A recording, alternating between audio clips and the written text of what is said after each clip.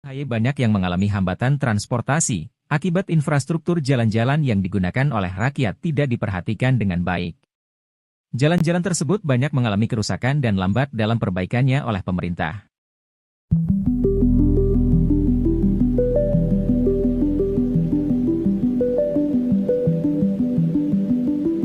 Memajukan demokrasi, pembangunan dan peradaban, serta bersama-sama mewujudkan keadilan dan kesejahteraan. Bekal ini yang semakin menguatkan kebersamaan kita. Bersama-sama Partai Nasdem, Demokrat dan PKS beberapa saat yang lalu, kita telah mengusung Mas Anies Rashid Baswedan sebagai bakal calon presiden. Insya Allah, Mas Anies dan kita semua bisa benar-benar menghadirkan harapan baru, harapan bagi rakyat untuk mewujudkan perubahan dan perbaikan di negeri kita ini. Tema perubahan dan perbaikan menjadi sentral dan tentunya menjadi pesan kunci hari ini. Sebuah tema yang kami serap langsung dari rakyat setiap berkeliling Nusantara, dari Aceh hingga Papua. Setiap melakukan dialog dengan rakyat dari berbagai kalangan, berbagai profesi, berbagai latar belakang, juga lintas generasi, karena tentu ada generasi tua tapi juga generasi yang muda. Di sana sini, di stasiun, di bandara, di pasar, di restoran, di kafe-kafe, di tempat-tempat fitness, kami mendengarkan masyarakat kita yang benar-benar mengharapkan agar perubahan itu segera terjadi. Karena rakyat hari ini menghadapi banyak sekali permasalahan. Betul ya Bapak Ibu sekalian ya? Masalah ekonomi dan kesejahteraan. Harga-harga bahan pokok yang naik, mahal, sulit untuk dijangkau. Pupuk langka dan mahal. Sementara itu penghasilan tidak membaik, daya beli turun. Sedangkan kita tahu bahwa kesejahteraan ASN, TNI, Polri juga stagnan, tidak kemana-mana. Lapangan pekerjaan sulit, banyak yang sudah lulus kuliah tapi tidak mendapatkan pekerjaan. Sedangkan anggaran negara yang digelontorkan untuk pembangunan proyek-proyek mercusuar tidak bisa dirasakan langsung oleh masyarakat kecil atau wong cilik Indonesia. Selain itu, Bapak Ibu sekalian, banyak yang merasakan praktik penegakan hukum yang seolah tajam ke bawah, tumpul ke atas. Tajam ke lawan, tumpul ke kawan. Kita tahu, mengamankan kawan politik dari proses hukum adalah obstruction of justice atau menghalangi penegakan hukum. Sedangkan menggunakan instrumen, saya ulangi, menggunakan instrumen hukum untuk menghabisi lawan politik, namanya abuse of power, penyalahgunaan kekuasaan. Kedua-duanya tidak sepatutnya terjadi di negeri tercinta Indonesia ini. Sementara itu, kualitas demokrasi mengalami kemunduran. We are on the verge of a serious democratic regression. Seperti di jurang, sebentar lagi kita jatuh kepada demokrasi yang makin mundur ke belakang. Yang berani bersuara seolah dianggap sebagai musuh negara. Kita yang kritis, PKS, Nasdem, Demokrat, kalau kritis dibilang musuh negara. Bukankah negeri ini milik kita semuanya? Jangan sampai ada masyarakat yang merasa terbungkam, takut bersuara di negerinya sendiri.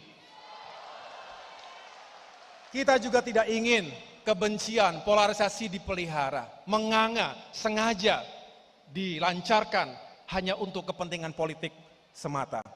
Atas berbagai persoalan tadi Bapak Ibu sekalian, rakyat menyampaikan aspirasinya kepada kami untuk mengusung agenda besar perubahan dan perbaikan di semua sektor kehidupan bermasyarakat dan bernegara.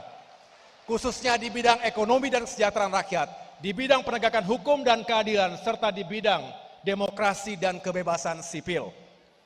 Agenda perubahan dan perbaikan inilah yang juga menyatukan ketiga partai dalam koalisi, sejalan dengan gagasan bakal calon presiden kita, Mas Anies Baswedan, yaitu meluruskan jalan, menghadirkan keadilan. Untuk itu, kepada para sahabat sekalian, Demokrat tentu mengajak kita semua menghadirkan solusi yang efektif untuk perbaikan, terutama kebijakan ekonomi dan fiskal, yang tepat, yang adil, yang berorientasi pada peningkatan kesejahteraan rakyat. Agenda perubahan dan perbaikan yang lain adalah mewujudkan tata kelola pemerintahan yang tentunya baik atau good governance yang tidak lepas dari prinsip-prinsip transparansi, akuntabilitas, dan juga partisipasi. Itulah agenda utama kita. Untuk mewujudkan good governance ini tentu dibutuhkan karakter dan kapasitas sumber daya manusia Indonesia yang unggul, yang produktif dan juga berkarakter. Hari ini adalah hari yang tepat, tanggal 20 Mei 2023, untuk kita kembali ke kitoh cita-cita kemerdekaan Indonesia, yaitu mencerdaskan kehidupan bangsa, utamanya generasi muda, generasi milenial, generasi Z yang jumlahnya semakin besar dari waktu ke waktu. Kita ingat momentum sejarah 20 Mei 1908 dan reformasi nasional 21 Mei 1998, bahwa generasi muda terdidik yang telah terbukti menjadi motor penggerak perubahan bangsa. Mudah-mudahan generasi muda hari ini juga menjadi motor penggerak perubahan dan perbaikan untuk Indonesia yang semakin baik ke depan. 2024, 2045 dan selanjutnya. Karena itu Bapak Ibu sekalian, sudah sepatutnya kita mengutamakan pembangunan manusia dibandingkan pembangunan yang sifatnya serba benda. Pembangunan infrastruktur itu penting, dibutuhkan, tetapi jangan sampai menomor sekiankan pembangunan manusia. Indeks pembangunan manusia, Human Development Index, mengatakan utamakan pendidikan, kesehatan, dan juga kesejahteraan. Kalau tadi Presiden PKS, singkatan PKS, ya sama, menjadi pintar, menjadi kaya, menjadi sehat. Jadi PKS sudah pada poros yang sangat tepat untuk mewujudkan ketiga elemen utama manusia tadi. Jadi kalau kita bisa meningkatkan SDM-nya, tentu kita bisa meningkatkan pembangunan yang lebih berkualitas lagi. Termasuk jika SDM-nya maju, maka negaranya juga akan semakin maju.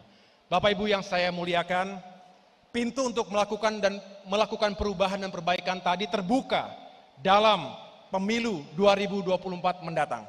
Itulah momentum terbaik 5 tahunan bagi rakyat Indonesia untuk menentukan nasibnya sendiri. Kita tentu berharap pemilu 2024 berlangsung secara aman, damai, jujur, adil, dan demokratis. Dan kita berharap para penyelenggara pemilu yang kami muliakan benar-benar bisa bersikap netral dan independen. Tidak partisan. Mungkin, sekali lagi mungkin akan terjadi intervensi, intimidasi, bahkan kecurangan. Tapi kita semua, koalisi perubahan harus kuat, harus bersatu dan berani menghadapinya.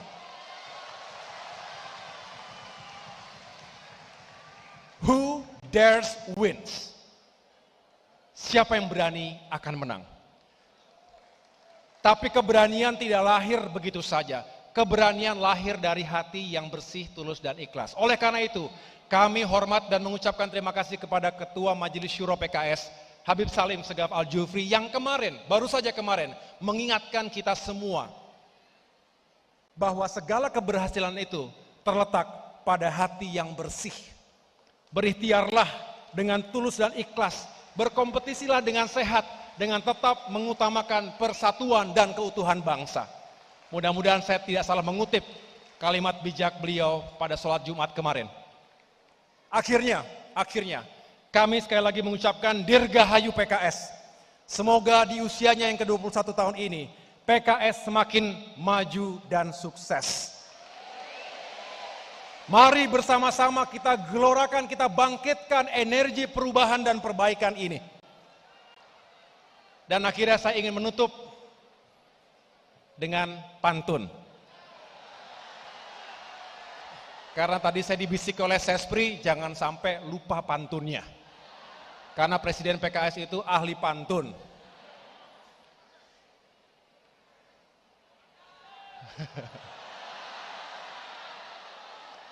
Makan alpukat enaknya pakai es. Lebih senang kalau dicampur durian. Selamat Milad ke-21 untuk PKS. Teruslah berjuang untuk keadilan dan kesejahteraan. Satu lagi boleh? Nambah jadinya, nambah kita. Gelombang datang, kapal terguncang. Tali kemudi dipegang erat. Jangan bimbang dalam berjuang. Kuatkan hati bersama Demokrat. Boleh iklan sedikit, katanya live tadi semuanya masalahnya. Terima kasih sekali lagi. Luar biasa PKS, semangatnya, militansinya, dan kesetiaannya. Semoga koalisi perubahan ini benar-benar mendapatkan ridho Allah Subhanahu wa Ta'ala, Tuhan yang Maha Kuasa, menuju perubahan dan perbaikan untuk Indonesia yang semakin baik dan maju ke depan. Selamat Mas Anies Baswedan menjalankan amanah besar ini. Terima kasih. Wassalamualaikum warahmatullahi wabarakatuh. Di sana sini, di stasiun, di sana sini, di stasiun, di bandara, di pasar, di restoran, di kafe-kafe, di tempat-tempat fitness, kami mendengarkan masyarakat kita yang benar-benar mengharapkan agar perubahan itu segera terjadi. Karena rakyat hari ini menghadapi banyak sekali permasalahan.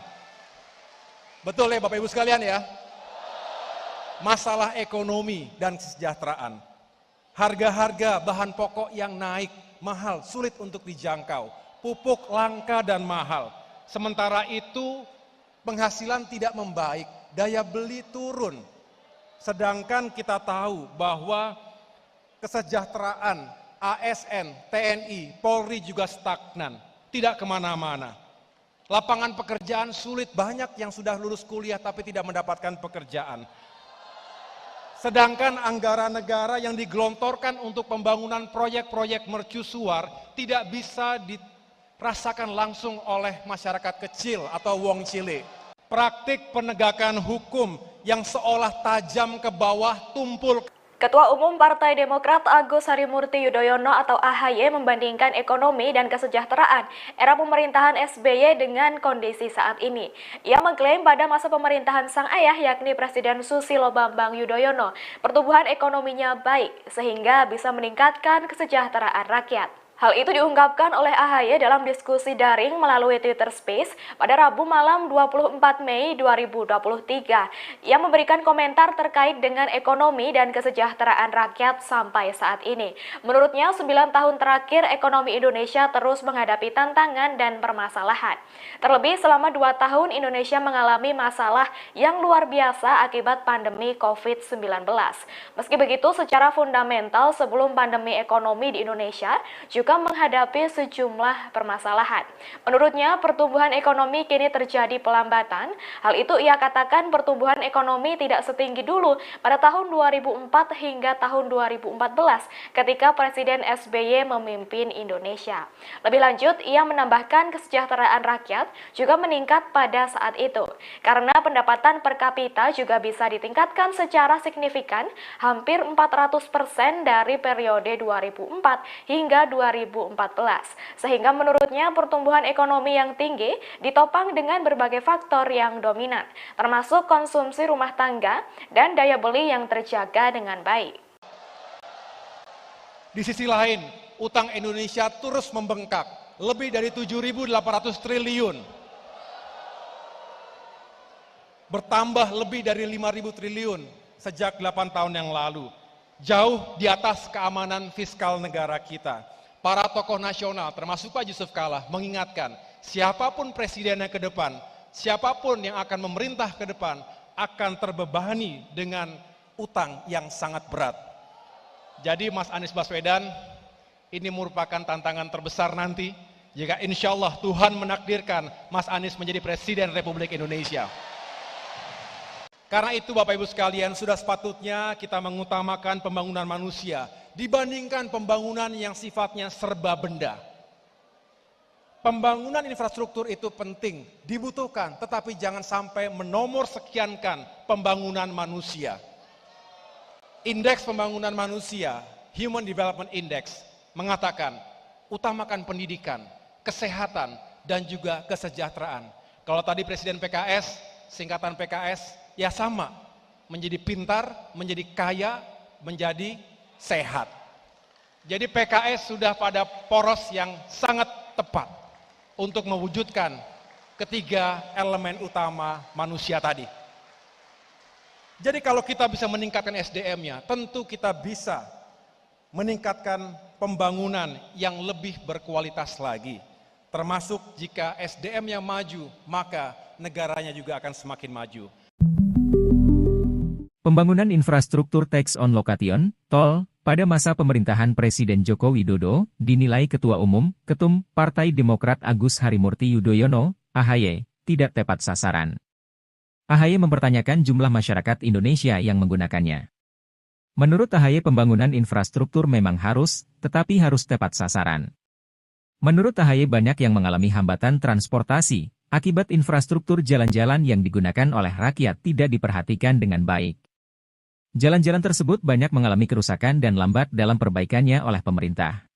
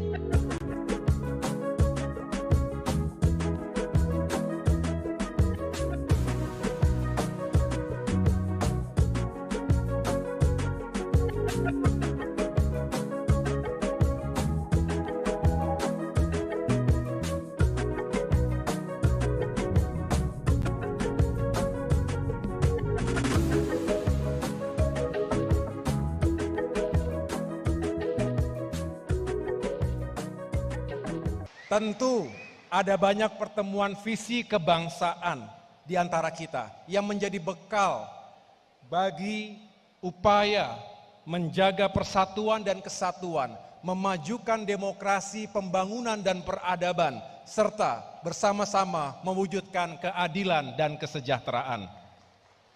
Bekal ini yang semakin menguatkan kebersamaan kita, bersama-sama Partai Nasdem, Demokrat dan PKS beberapa saat yang lalu, kita telah mengusung Mas Anies Rashid Baswedan sebagai bakal calon presiden. Insya Allah, Mas Anies dan kita semua bisa benar-benar menghadirkan harapan baru, harapan bagi rakyat untuk mewujudkan perubahan dan perbaikan di negeri kita ini. Tema perubahan dan perbaikan menjadi sentral dan tentunya menjadi pesan kunci hari ini. Sebuah tema yang kami serap langsung dari rakyat setiap berkeliling Nusantara, dari Aceh hingga Papua. Setiap melakukan dialog dengan rakyat dari berbagai kalangan, berbagai profesi, berbagai latar belakang, juga lintas generasi, karena tentu ada generasi tua tapi juga generasi yang muda. Di sana sini, di stasiun, di bandara, di pasar, di restoran, di kafe-kafe, di tempat-tempat fitness, kami mendengarkan masyarakat kita yang benar-benar mengharapkan agar perubahan itu segera terjadi. Karena rakyat hari ini menghadapi banyak sekali permasalahan. Betul ya Bapak Ibu sekalian ya? Masalah ekonomi dan kesejahteraan. Harga-harga bahan pokok yang naik, mahal, sulit untuk dijangkau. Pupuk langka dan mahal. Sementara itu penghasilan tidak membaik, daya beli turun. Sedangkan kita tahu bahwa kesejahteraan ASN, TNI, Polri juga stagnan, tidak kemana-mana. Lapangan pekerjaan sulit, banyak yang sudah lulus kuliah tapi tidak mendapatkan pekerjaan. Sedangkan anggaran negara yang digelontorkan untuk pembangunan proyek-proyek mercusuar tidak bisa dirasakan langsung oleh masyarakat kecil atau wong cilik. Di sisi lain, utang Indonesia terus membengkak, lebih dari 7.800 triliun. Bertambah lebih dari 5.000 triliun sejak 8 tahun yang lalu. Jauh di atas keamanan fiskal negara kita. Para tokoh nasional termasuk Pak Yusuf Kalla mengingatkan siapapun presidennya ke depan, siapapun yang akan memerintah ke depan akan terbebani dengan utang yang sangat berat. Jadi Mas Anies Baswedan, ini merupakan tantangan terbesar nanti jika insya Allah Tuhan menakdirkan Mas Anies menjadi Presiden Republik Indonesia. Selain itu, Bapak Ibu sekalian, banyak yang merasakan praktik penegakan hukum yang seolah tajam ke bawah, tumpul ke atas. Tajam ke lawan, tumpul ke kawan.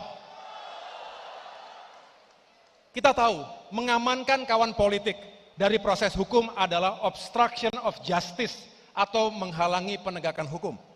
Sedangkan menggunakan instrumen, saya ulangi, menggunakan instrumen hukum untuk menghabisi lawan politik, namanya abuse of power, penyalahgunaan kekuasaan. Kedua-duanya tidak sepatutnya terjadi di negeri tercinta Indonesia ini. Sementara itu, kualitas demokrasi mengalami kemunduran. We are on the verge of a serious democratic regression. Seperti di jurang, sebentar lagi kita jatuh kepada demokrasi yang makin mundur ke belakang. Yang berani bersuara seolah dianggap sebagai musuh negara. Kita yang kritis, PKS, Nasdem, Demokrat kalau kritis dibilang musuh negara. Bukankah negeri ini milik kita semuanya? Jangan sampai ada masyarakat yang merasa terbungkam, takut bersuara di negerinya sendiri. Kita juga tidak ingin kebencian, polarisasi dipelihara, menganga, sengaja dilancarkan hanya untuk kepentingan politik semata. Atas berbagai persoalan tadi Bapak Ibu sekalian, rakyat menyampaikan aspirasinya kepada kami untuk mengusung agenda besar perubahan dan perbaikan di semua sektor kehidupan bermasyarakat dan bernegara. Khususnya di bidang ekonomi dan kesejahteraan rakyat, di bidang penegakan hukum dan keadilan, serta di bidang demokrasi dan kebebasan sipil. Agenda perubahan dan perbaikan inilah yang juga menyatukan ketiga partai dalam koalisi, sejalan dengan gagasan bakal calon presiden kita, Mas Anies Baswedan, yaitu meluruskan jalan, menghadirkan keadilan. Untuk itu, kepada para sahabat sekalian, Demokrat tentu mengajak kita semua menghadirkan solusi yang efektif untuk perbaikan, terutama kebijakan ekonomi dan fiskal, yang tepat, yang adil, yang berorientasi pada peningkatan kesejahteraan rakyat. Agenda perubahan dan perbaikan yang lain adalah mewujudkan tata kelola pemerintahan yang tentunya baik atau good governance yang tidak lepas dari prinsip-prinsip transparansi, akuntabilitas, dan juga partisipasi. Itulah agenda utama kita. Untuk mewujudkan good governance ini tentu dibutuhkan karakter dan kapasitas sumber daya manusia Indonesia yang unggul, yang produktif dan juga berkarakter. Hari ini adalah hari yang tepat. tanggal 20 Mei 2023 untuk kita kembali ke kitoh cita-cita kemerdekaan Indonesia, yaitu mencerdaskan kehidupan bangsa, utamanya generasi muda, generasi milenial, generasi Z yang jumlahnya semakin besar dari waktu ke waktu. Kita ingat momentum sejarah 20 Mei 1908 dan reformasi nasional 21 Mei 1998, bahwa generasi muda terdidik yang telah terbukti menjadi motor penggerak perubahan bangsa. Mudah-mudahan generasi muda hari ini juga menjadi motor penggerak perubahan dan perbaikan untuk Indonesia yang semakin baik ke depan. 2024, 2045 dan selanjutnya. Karena itu Bapak Ibu sekalian, sudah sepatutnya kita mengutamakan pembangunan manusia dibandingkan pembangunan yang sifatnya serba benda. Pembangunan infrastruktur itu penting, dibutuhkan, tetapi jangan sampai menomor sekiankan pembangunan manusia. Indeks pembangunan manusia, Human Development Index, mengatakan utamakan pendidikan, kesehatan, dan juga kesejahteraan. Kalau tadi Presiden PKS, singkatan PKS, ya sama, menjadi pintar, menjadi kaya, menjadi sehat. Jadi PKS sudah pada poros yang sangat tepat untuk mewujudkan ketiga elemen utama manusia tadi.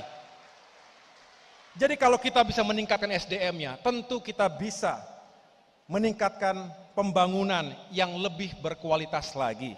Termasuk jika SDM-nya maju, maka negaranya juga akan semakin maju.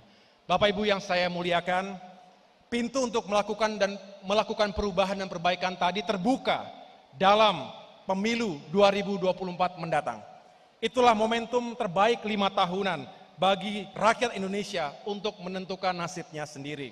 Kita tentu berharap pemilu 2024 berlangsung secara aman, damai, jujur, adil, dan demokratis.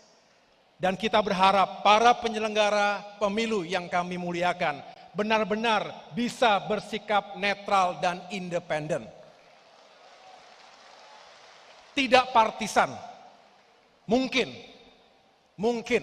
sekali lagi mungkin akan terjadi intervensi, intimidasi, bahkan kecurangan.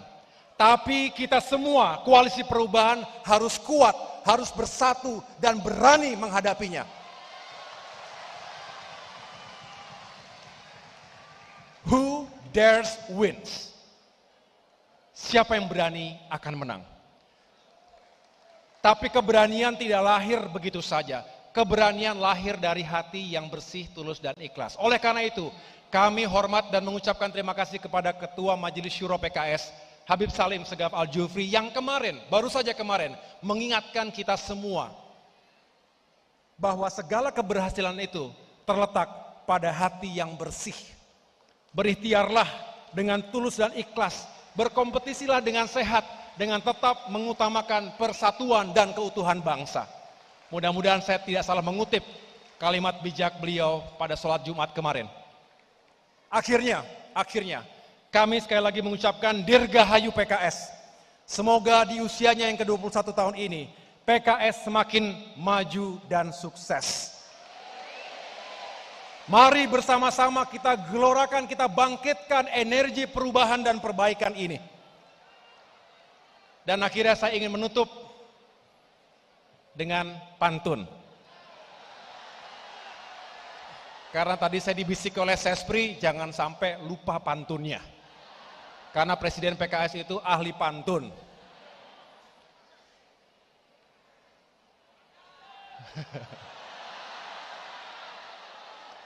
Makan alpukat enaknya pakai es. Lebih senang kalau dicampur durian. Selamat Milad ke-21 untuk PKS. Teruslah berjuang untuk keadilan dan kesejahteraan. Satu lagi boleh? Nambah jadinya, nambah kita. Gelombang datang, kapal terguncang. Tali kemudi dipegang erat. Jangan bimbang dalam berjuang. Kuatkan hati bersama Demokrat. Boleh iklan sedikit, katanya live tadi semuanya masalahnya. Terima kasih sekali lagi, luar biasa PKS, semangatnya, militansinya, dan kesetiaannya. Semoga koalisi perubahan ini benar-benar mendapatkan ridho Allah Subhanahu wa Ta'ala, Tuhan yang Maha Kuasa, menuju perubahan dan perbaikan untuk Indonesia yang semakin baik dan maju ke depan. Selamat Mas Anies Baswedan menjalankan amanah besar ini. Terima kasih. Wassalamualaikum warahmatullahi wabarakatuh. Di sana sini, di stasiun, di sana sini, di stasiun, di bandara, di pasar, di restoran, di kafe-kafe, di tempat-tempat fitness, kami mendengarkan masyarakat kita yang benar-benar mengharapkan agar perubahan itu segera terjadi. Karena rakyat hari ini menghadapi banyak sekali permasalahan. Betul ya Bapak Ibu sekalian ya? Masalah ekonomi dan kesejahteraan. Harga-harga bahan pokok yang naik, mahal, sulit untuk dijangkau. Pupuk langka dan mahal. Sementara itu penghasilan tidak membaik, daya beli turun. Sedangkan kita tahu bahwa kesejahteraan ASN, TNI, Polri juga stagnan, tidak kemana-mana. Lapangan pekerjaan sulit, banyak yang sudah lulus kuliah tapi tidak mendapatkan pekerjaan. Sedangkan anggaran negara yang digelontorkan untuk pembangunan proyek-proyek mercusuar tidak bisa dirasakan langsung oleh masyarakat kecil atau wong cilik. Praktik penegakan hukum yang seolah tajam ke bawah tumpul. Ketua Umum Partai Demokrat Agus Harimurti Yudhoyono atau AHY membandingkan ekonomi dan kesejahteraan era pemerintahan SBY dengan kondisi saat ini. Ia mengklaim pada masa pemerintahan sang ayah yakni Presiden Susilo Bambang Yudhoyono, pertumbuhan ekonominya baik sehingga bisa meningkatkan kesejahteraan rakyat. Hal itu diungkapkan oleh AHY dalam diskusi daring melalui Twitter Space pada Rabu malam 24 Mei 2023. Ia memberikan komentar terkait dengan ekonomi dan kesejahteraan rakyat sampai saat ini. Menurutnya, 9 tahun terakhir ekonomi Indonesia terus menghadapi tantangan dan permasalahan. Terlebih selama 2 tahun Indonesia mengalami masalah yang luar biasa akibat pandemi COVID-19. Meski begitu, secara fundamental sebelum pandemi ekonomi di Indonesia juga menghadapi sejumlah permasalahan. Menurutnya, pertumbuhan ekonomi kini terjadi pelambatan. Hal itu ia katakan pertumbuhan ekonomi tidak setinggi dulu pada tahun 2004 hingga tahun 2014 ketika Presiden SBY memimpin Indonesia. Lebih lanjut, ia menambahkan kesejahteraan rakyat juga meningkat pada saat itu. Karena pendapatan per kapita juga bisa ditingkatkan secara signifikan, hampir 400% dari periode 2004 hingga 2014, sehingga menurutnya pertumbuhan ekonomi yang tinggi ditopang dengan berbagai faktor yang dominan, termasuk konsumsi rumah tangga dan daya beli yang terjaga dengan baik. Di sisi lain, utang Indonesia terus membengkak, lebih dari 7.800 triliun. Bertambah lebih dari 5.000 triliun sejak 8 tahun yang lalu. Jauh di atas keamanan fiskal negara kita. Para tokoh nasional, termasuk Pak Yusuf Kalla, mengingatkan siapapun presidennya ke depan, siapapun yang akan memerintah ke depan, akan terbebani dengan utang yang sangat berat. Jadi Mas Anies Baswedan, ini merupakan tantangan terbesar nanti, jika insya Allah Tuhan menakdirkan Mas Anies menjadi Presiden Republik Indonesia. Karena itu Bapak Ibu sekalian, sudah sepatutnya kita mengutamakan pembangunan manusia dibandingkan pembangunan yang sifatnya serba benda. Pembangunan infrastruktur itu penting, dibutuhkan, tetapi jangan sampai menomor sekiankan pembangunan manusia. Indeks pembangunan manusia, Human Development Index, mengatakan utamakan pendidikan, kesehatan, dan juga kesejahteraan. Kalau tadi Presiden PKS, singkatan PKS, ya sama, menjadi pintar, menjadi kaya, menjadi sehat. Jadi PKS sudah pada poros yang sangat tepat untuk mewujudkan ketiga elemen utama manusia tadi. Jadi kalau kita bisa meningkatkan SDM-nya, tentu kita bisa meningkatkan pembangunan yang lebih berkualitas lagi. Termasuk jika SDM-nya maju, maka negaranya juga akan semakin maju. Pembangunan infrastruktur tax on location, tol, Pada masa pemerintahan Presiden Joko Widodo, dinilai Ketua Umum, Ketum Partai Demokrat Agus Harimurti Yudhoyono, AHY, tidak tepat sasaran. AHY mempertanyakan jumlah masyarakat Indonesia yang menggunakannya. Menurut AHY pembangunan infrastruktur memang harus, tetapi harus tepat sasaran. Menurut AHY banyak yang mengalami hambatan transportasi, akibat infrastruktur jalan-jalan yang digunakan oleh rakyat tidak diperhatikan dengan baik. Jalan-jalan tersebut banyak mengalami kerusakan dan lambat dalam perbaikannya oleh pemerintah.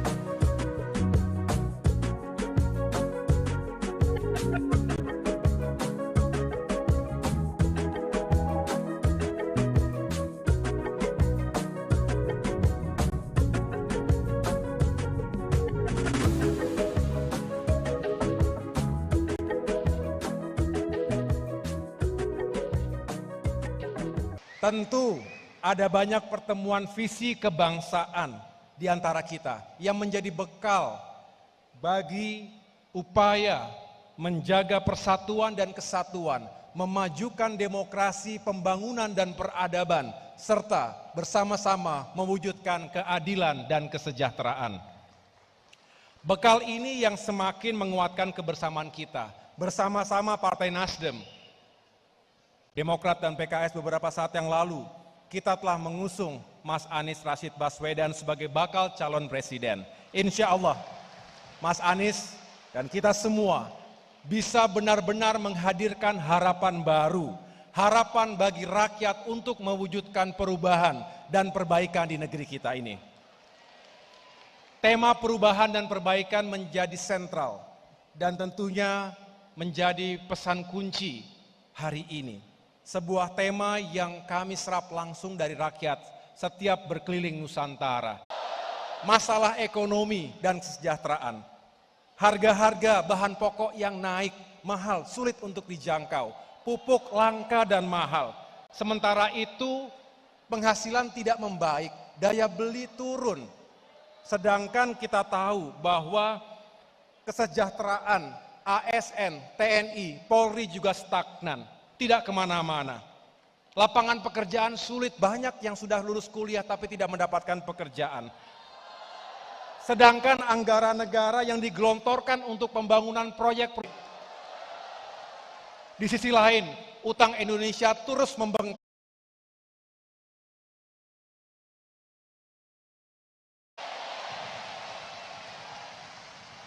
Selain itu, Bapak Ibu sekalian, banyak yang merasakan praktik penegakan hukum yang seolah tajam ke bawah, tumpul ke atas.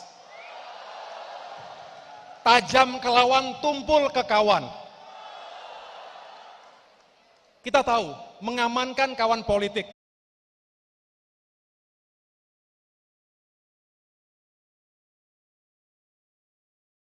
negara. Bukankah negeri ini milik kita semuanya? Jangan sampai ada masyarakat yang merasa terbungkam, takut bersuara di negerinya sendiri. Kita juga tidak ingin kebencian, polarisasi dipelihara, menganga, sengaja